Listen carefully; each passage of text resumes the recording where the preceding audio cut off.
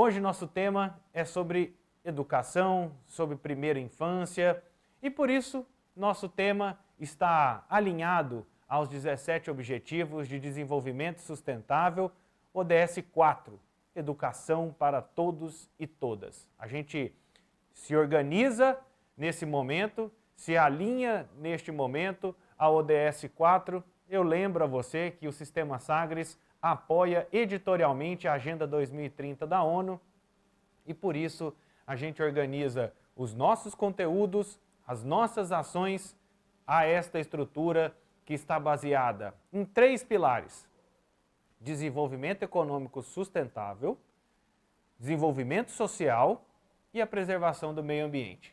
Esse é o nosso objetivo, é nisso que a gente acredita e por isso fazemos parte do Pacto Global de Mídia, se unindo aí a mais de 100 empresas de comunicação e entretenimento que assumiram esta responsabilidade de divulgação da Agenda 2030.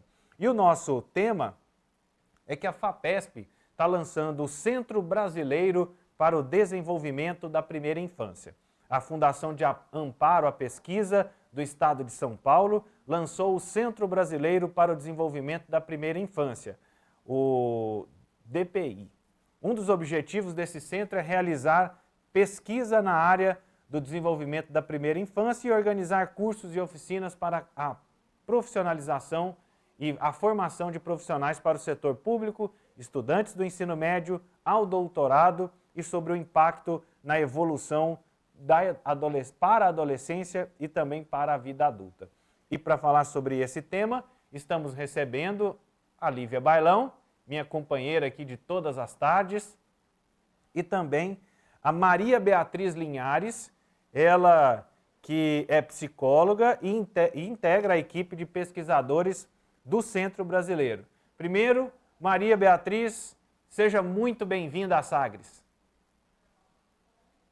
Boa tarde a todos, boa tarde a todas, que todos estejam seguros e muito obrigada por essa oportunidade de podermos conversar. E além da Maria Beatriz, a Lívia Bailão já aparece à minha esquerda, justamente. Eu estou vendo aqui o movimento, ó, à minha esquerda a Lívia aparece. Eu olho aí, eu percebo aqui, eu não tenho essa capacidade.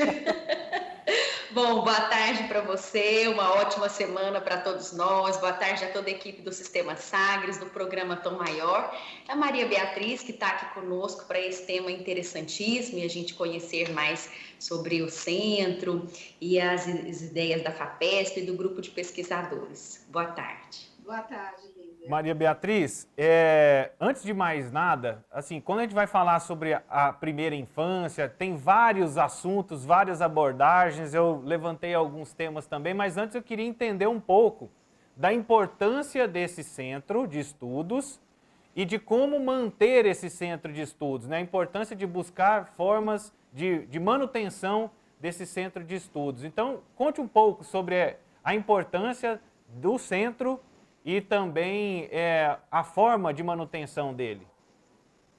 Agradeço essa oportunidade e é um prazer falar em nome de todos os pesquisadores do centro.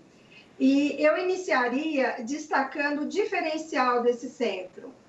Ele nasceu na iniciativa do Núcleo de Ciência pela Infância, que é uma iniciativa que já reúne pesquisadores de várias áreas, é multidisciplinar, e ele é interinstitucional. Então, do Brasil inteiro, nós temos vários pesquisadores voltados para a primeira infância. Então, nesse contexto do Núcleo de Ciência pela Infância, nós tivemos a grande oportunidade, pesquisadores já renomados, tradicionais, investindo nessa área há muitos anos, de ter essa proposta pela Fundação Maria Cecília Soto Vidigal, que é uma fundação do Estado de São Paulo voltada para a primeira infância, com várias ações no Brasil todo, e a FAPESP, que é a nossa fundação de pesquisa aqui do Estado de São Paulo. E o centro se formou nesse contexto, para fazer um efeito sinérgico, para otimizar pesquisas voltadas para a primeira infância. Eu diria que foi um presente para todos nós pesquisadores, que cada um trabalhava isoladamente, nós vamos fazer uma força-tarefa nesse centro, voltado para a primeira infância. Nós precisamos destacar que é exatamente a nossa janela de oportunidade desenvolvimental. Se existe o desenvolvimento mais sustentável, é investir na primeira infância, porque é através dele que a gente tem impacto a curto, médio e longo prazo. E a gente pode conversar um pouco mais sobre isso. E a sustentação do centro é que 10 anos nós vamos ter um financiamento em pesquisas por essas duas fundações aqui do estado de São Paulo. E aí, Maria Beatriz, falando dessa janela de oportunidades, é inevitável que no primeiro momento, quando eu fui estudar um pouco sobre o centro, mas o que é que eles estão buscando de informação? Então, hoje, existe um foco, existe um objetivo maior de levantar dados que hoje nós não temos com relação à primeira infância? Excelente pergunta, e ela pega a essência do que é o centro. Nós somos desenvolvedores de pesquisa. Qual é o diferencial do centro? É você focalizar a primeira infância relacionada com políticas públicas. Então, como é um centro de pesquisa aplicada, o grande diferencial é o investimento de pesquisas já voltadas para uma transferência de evidência para a prática e relacionada com políticas públicas. Então, a espinha dorsal das pesquisas desse centro é exatamente a integração de dados, é a possibilidade de você ter parcerias pactuadas com determinadas cidades que inicialmente serão no estado de São Paulo, por ser financiado pela FAPESP, mas a ideia é que se tenha modelos de se trabalhar pesquisa em conversa direta com serviços públicos. Então, quando se fala em treinamentos, em cruzamentos de dados, essa é a ideia, que a gente use o que já está implementado. Então, por exemplo, o centro vai ter um eixo central muito voltado para a caderneta de saúde da criança, que tem uma conversa intersetorial. Antes era a caderneta de saúde, né? Agora é a caderneta da criança. Então, nós vamos ter possibilidade de atuação em diferentes setores, da área da saúde, da educação, da assistência social. Então, esse é um dos diferenciais do centro. E a possibilidade de você acompanhar coortes, né, seguir crianças que nascem em determinado ano. E por uma felicidade ou uma infelicidade, vamos dizer assim, nós temos a pandemia. Então, vai ser possível, inclusive, acompanhar crianças que nasceram nesse contexto de pandemia. A partir de 2021, nós temos que também entender melhor como é o desenvolvimento dessas crianças, que impacto esse contexto de pandemia, isolamento social, distanciamento social, ele exerceu sobre o desenvolvimento. Então, esse é um diferencial do centro. Reunir pesquisadores de diferentes áreas, nós temos economistas, médicos, a área da educação, psicólogos, psiquiatras, médicos, tanto de pediatria como da área de psiquiatria, reunindo um saber a serviço de uma pesquisa aplicada, de transferência. Vai se ter pesquisa de ponta, com indicadores biológicos bem analisados, mas os indicadores psicossociais vão ser muito importantes nesse centro. Então, é realmente uma força-tarefa voltada para a primeira infância, fazendo pesquisa que se tenha uma transferência de evidência para políticas públicas, para o que já existe e para aprimorar o que já existe. Nós temos pouquíssimos dados no Brasil sobre indicadores de desenvolvimento, sobre monitoramento de desenvolvimento infantil, índices de risco. A epidemiologia, ela é muito setorizada, nós precisamos fazer isso de modelos mais articulados que permitam que esses índices conversem, para que a gente possa ter intervenções preventivas mais eficientes nas diferentes áreas que atendem à infância. Lívia. Muito legal, né? A gente não imagina quantas possibilidades, né, Vinícius? Como a Maria Beatriz está trazendo. Quando ela citou economista, eu já fiquei assim, o economista? Aliás, o coordenador do nosso centro é um economista da área de políticas públicas. Olha só. O professor Naécio Menezes, que é do INSPER e da USP. E é muito interessante. Esse é um grande aprendizado também ao longo dos anos, que nós já tivemos dentro do Núcleo de Ciência pela Infância, como nós podemos ter um tema transversal, que é a primeira infância, nas diferentes áreas. E é possível essas diferentes áreas, com tantas diferenças, né, de foco de estudo, ter uma convergência. Isso a gente precisa no Brasil. Ter os temas transversais que nos ajudem a conversar com as diferentes perspectivas dos pesquisadores, dos especialistas, para achar a solução. Então, os economistas estão, sim, em peso, e muito bacana. Um dos economistas, por exemplo, trabalha muito na área de educação, na questão da qualidade das creches. Olha que bacana. Essa é a riqueza desse centro. É trazer diferentes saberes para que a gente possa olhar a primeira infância enquanto solução e identificar como nós podemos fazer esse efeito sinérgico de promover, de prevenir, para não ter que tratar.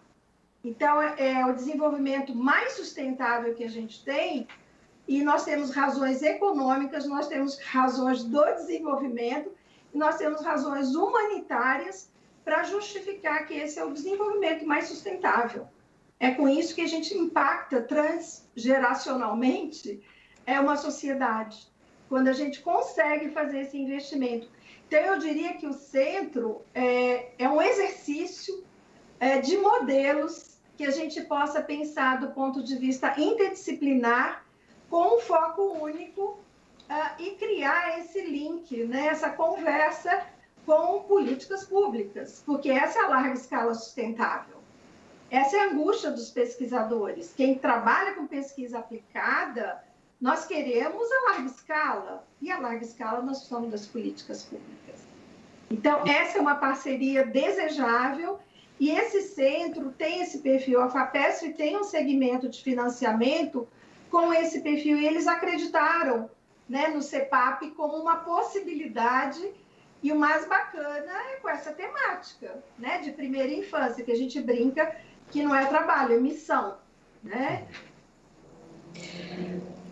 Vinícius, eu queria perguntar, Maria Beatriz, você que é uma pesquisadora, né, que já tem uma trajetória, qual que são os maiores desafios de se pesquisar a primeira infância? Porque perpassa pelos pais, perpassa por um cuidador, e aí eu pesquiso a criança e o cuidador.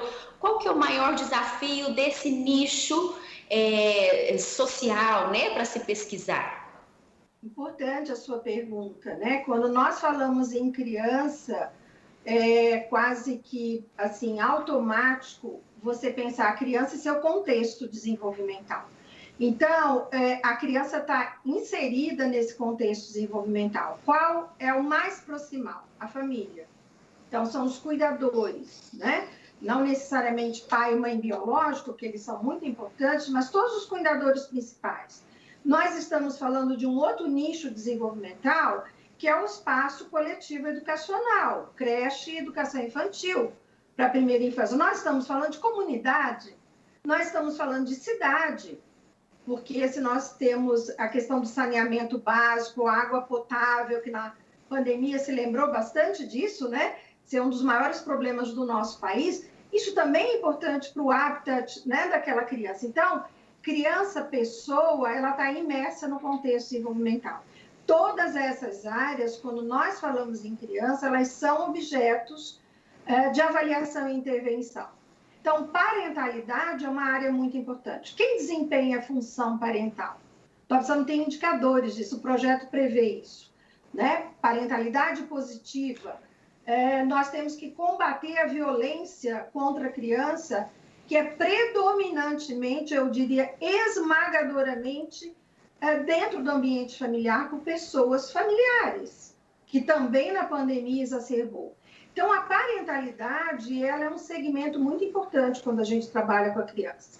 Indicadores e processos de desenvolvimento que a gente avalia, necessariamente passa por entender esses contextos da parentalidade, saúde mental, dos cuidadores, todas essas questões. A escola também, creche, educação infantil é fundamental. É o espaço coletivo necessário para a ampliação desse desenvolvimento. Então, esse também é um espaço estudado, também previsto no nosso projeto. Então, ao trabalhar com criança, nós estamos aí cercando essas condições e contextos desenvolvimentais. Não dá para pensar criança sozinho, porque é uma relação bidirecional o tempo inteiro, né?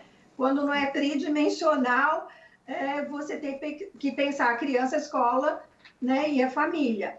Então, isso é condição necessária quando se trabalha com indicadores e processos de desenvolvimento. Ele tem que estar na mesa para que se tenha ações de avaliação e ações de intervenção, porque nós trabalhamos muito com prevenção.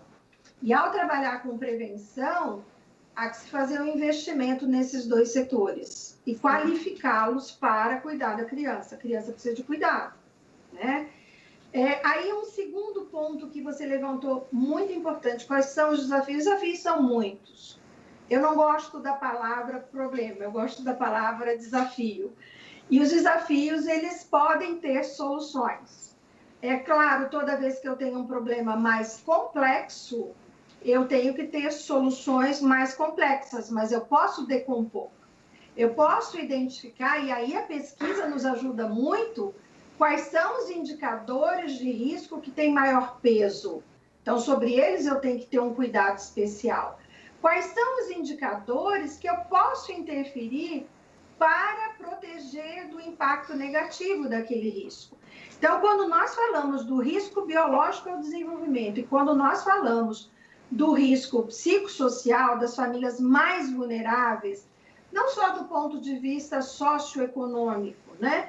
Não só do ponto de vista da baixa escolaridade, mas nós temos que identificar os riscos que existem. O risco da violência, o risco dos problemas de saúde mental, como depressão de cuidadores, o risco dos abusos, né? Abusos de substância. Então, esses riscos precisam ser identificados. Então, quando a gente avalia desenvolvimento, nós temos que identificar quem são as famílias mais vulneráveis.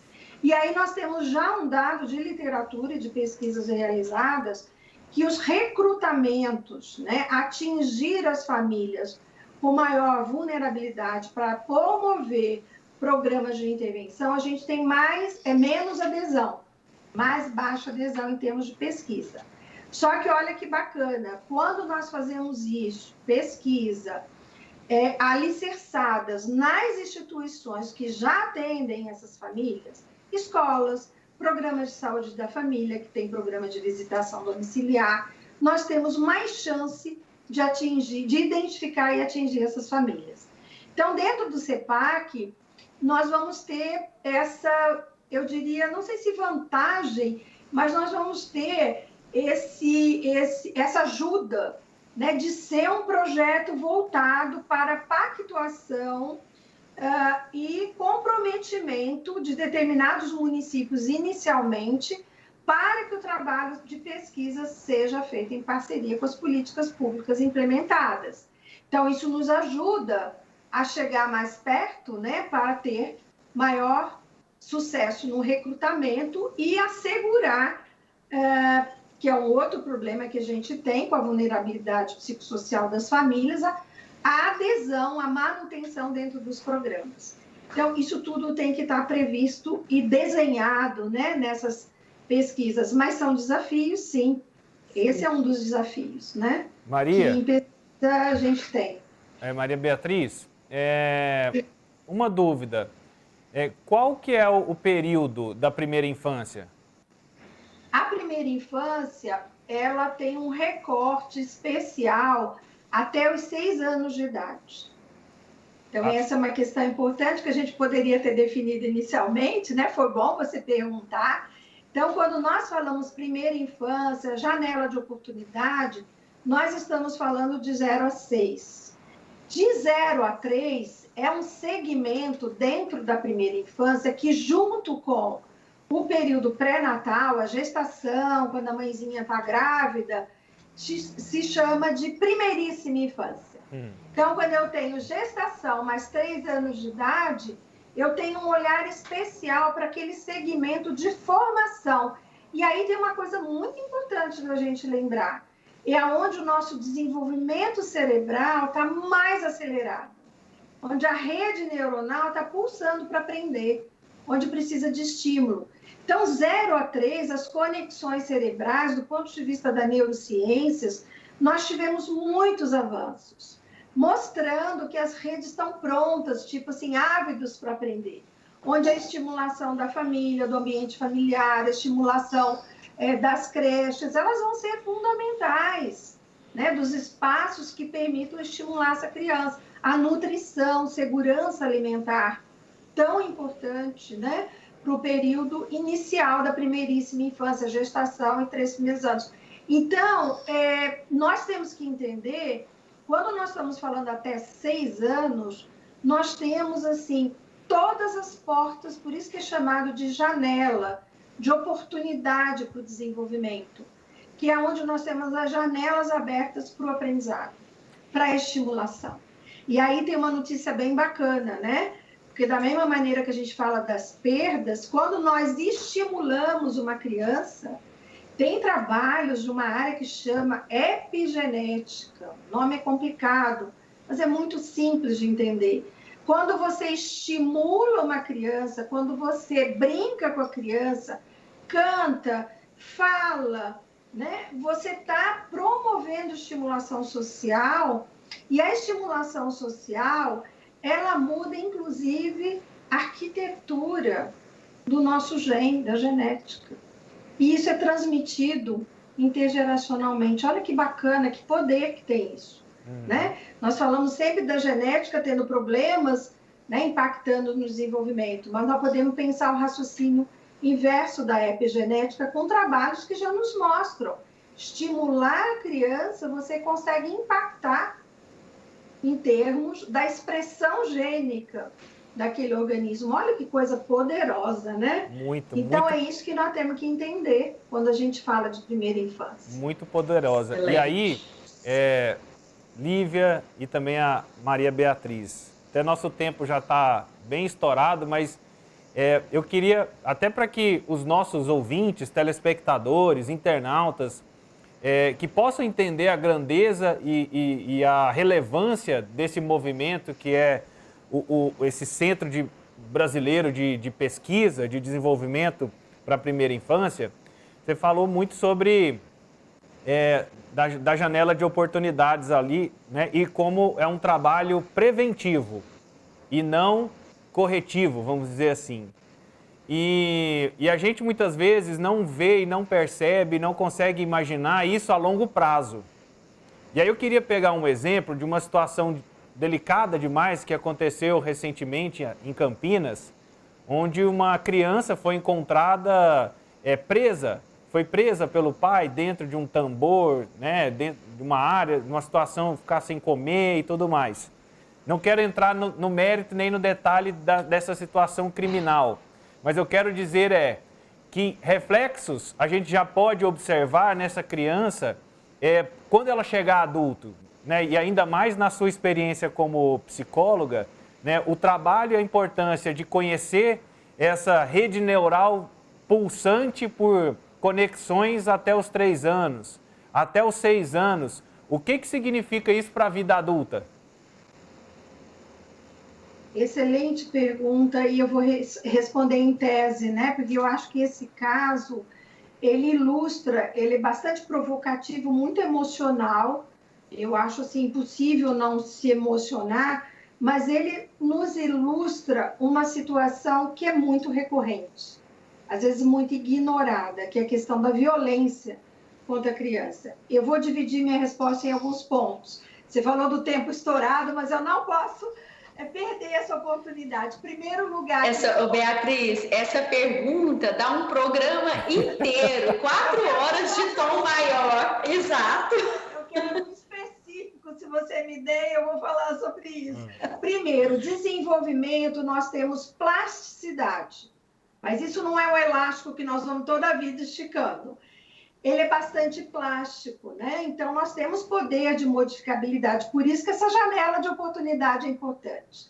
Mesmo que a gente tenha adversidades e risco, se nós entramos com elementos de proteção, nós ajudamos a reverter o processo e não ir para um nível clínico. Quando a gente fala de intervenção preventiva, eu estou diferenciando daquilo que é clínico, que eu preciso de uma terapêutica, igual uma dose de medicação, né? Eu posso tomar uma aspirinazinha para dor de cabeça, mas às vezes eu vou precisar tomar uma morfina para dor.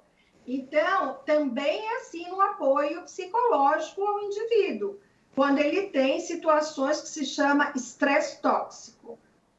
E costumava muito falar em trauma como se fosse um carimbo. Vamos pensar estresse tóxico. O que é o estresse tóxico? Então, vamos lá. Essa situação, exemplo, é um estresse tóxico. É um risco alto, bastante estressor, que provoca alteração fisiológica, batimento cardíaco, suor, né, inquietação, e vai toda fisiológica e vai dar impacto psicológico, né, emocional, negativo. Então, isso é um estresse tóxico, sem proteção. Essa criança ficou sem proteção. É o estresse tóxico que nos preocupa. Por quê? Ele é intenso, ele é muito intenso, e se ele é crônico, por exemplo, essa criança pode ter ficado um dia, uma semana. Nós temos crianças que às vezes ficam anos numa situação de estresse tóxico. Quanto mais intenso, quanto mais crônico, mais dura no tempo, pior, para reverter processos. Então, primeira regra, eu preciso entender o que está entrando de proteção, qual o nível de gravidade desse risco, desse estresse tóxico. Então, quando nós falamos em prevenção, nós estamos dando um passo atrás para não chegar nesse nível, para não deixar.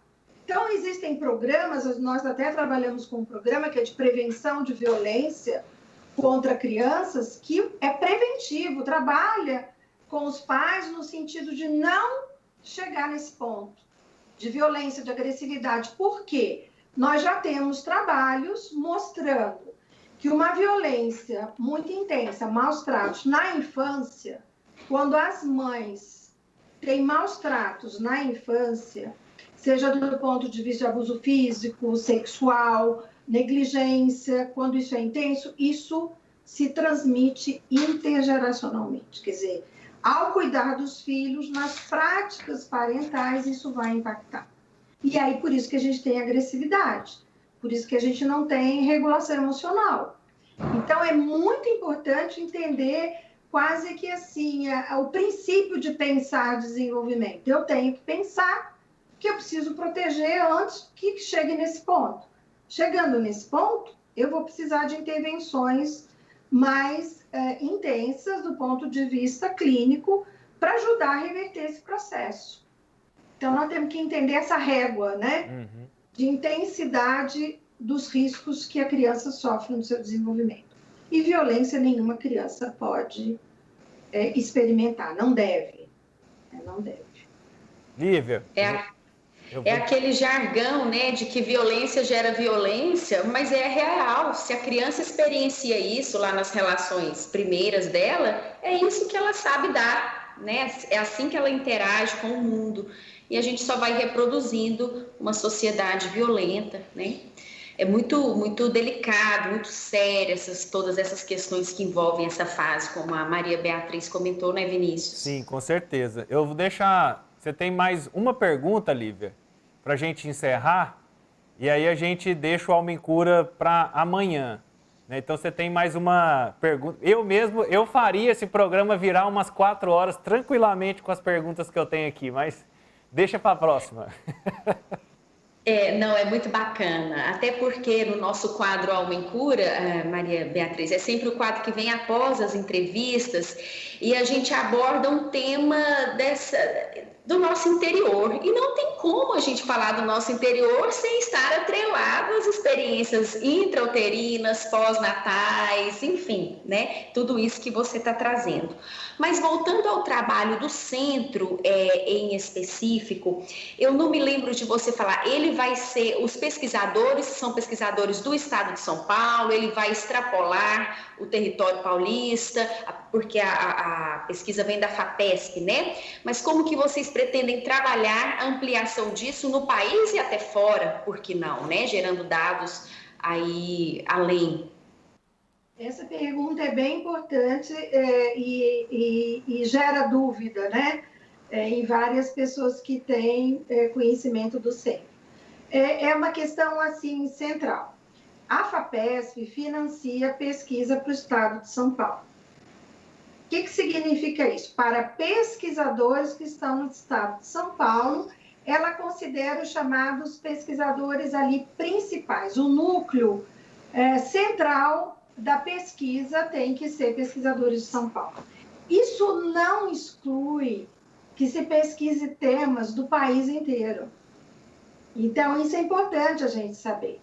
Eu posso ter um financiamento de pesquisa da FAPESP, como pesquisadora do estado de São Paulo, pesquisando em outro estado, outra temática, em outra região, isso não limita.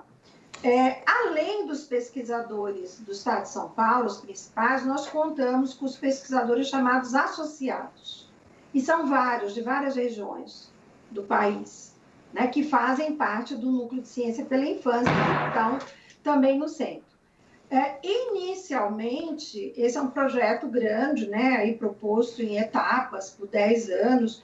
Inicialmente, se vai testar pilotos em municípios do estado de São Paulo, por toda a questão logística, por toda a questão de se iniciar os testes de viabilidade, a possibilidade de ir ao campo, né, e fazer um piloto de um modelo que, como nós estamos trabalhando com uma política acadêmica, por exemplo, da criança, ela é nacional, ela está em todo o território.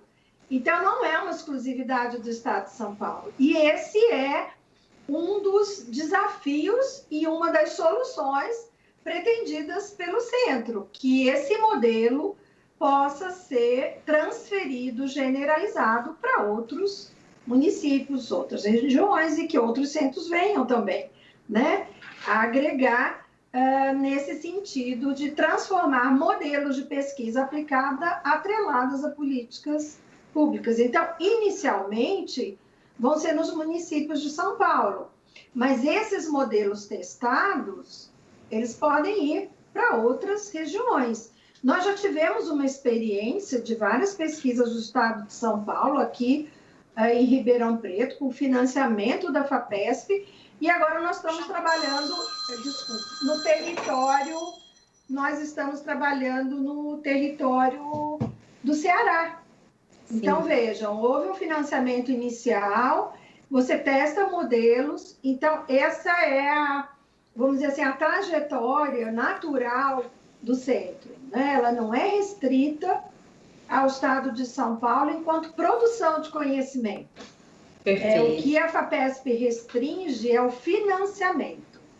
É diferente um pouco da Fundação Maria Cecília, que tem financiamento em outras regiões do país. Mas a FAPESP só financia, assim como as outras FAPESP, né, do Espírito Santo. As agências de pesquisa, as agências públicas de pesquisa de Estado, elas financiam o pesquisador do Estado, mas esse pesquisador, ele tem a liberdade de trabalhar com diversas questões, né? A ciência não tem muro, ela tem pontes, né? É só uma questão do financiamento e não da racional da pesquisa. Não sei se... Não, era isso mesmo, ficou bem claro, ficou bem claro. Vinícius? Maria Beatriz, eu já estou ansioso pelas pesquisas que vão surgir a partir do centro. Eu também. A gente fica à disposição para poder repercutir, debater, trazer o assunto aqui no nosso programa, na nossa programação, em todo o sistema. E agradeço muito a sua disponibilidade de compartilhar tanto conhecimento com a gente, viu, Maria Beatriz? Muito obrigada. A responsabilidade é grande, né? A expectativa também. Mas é um grupo comprometido, é um grupo que há um tempo já se reúne, que pensa a primeira infância. Eu acho que esse é um diferencial para todo o sucesso que a gente espera que tenha, porque na realidade o que a gente quer são as crianças, né? Com certeza. É a nossa Lívia, missão aí. Lívia, muito obrigado também pela sua Obrigada. disponibilidade. Obrigada. Até amanhã. Um abraço. Acompanhamos Abraço a todos. Se hoje. cuidem. Nosso tema foi sobre a primeira infância, né? Um centro de pesquisa que está sendo lançado, está sendo iniciado, um centro de estudos brasileiro, focado, concentrado no desenvolvimento da primeira infância.